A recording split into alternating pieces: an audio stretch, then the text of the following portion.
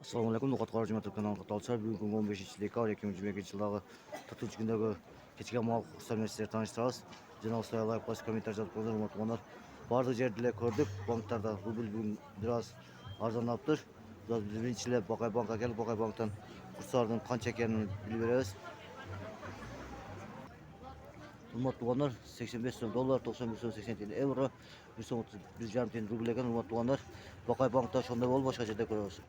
Hurmatli Finka bankda da shunday ekan, 85 so'm dollar, 91 so'm euro, 131 tiyin ekan rubl. Hurmatli bu yerda da rubl shunday ekan. Hurmatli shuni Nuqat Qarajı kanalı sizlar bilan qo'shilishadi. Bitta bank qoldi, shu yerdan Ekoislam bankda shuni qo'shishamiz sizlar. Hurmatli Ekoislam bankda 84 so'm 70 dollar, 90 so'm euro, 131 tiyin rubl ekan. Hurmatli shuni 4-chi kundagi kechki chiqish oyoqda sog'-salomat bo'linglar. Rubl kishini biroz tushgatdir. Bizdan olsa like bosib kommentar yozib qo'yinglar. Hurmatli Qarzlar bilan Nuqat Qarajı kanali ertangacha qo'shishadi. Bor bo'linglar, omon bo'linglar. Ertangi juma kuningizlar muborak bo'lsin demoqchimiz. Assalomu alaykum va rahmatullohi va barakatuh demoqchimiz.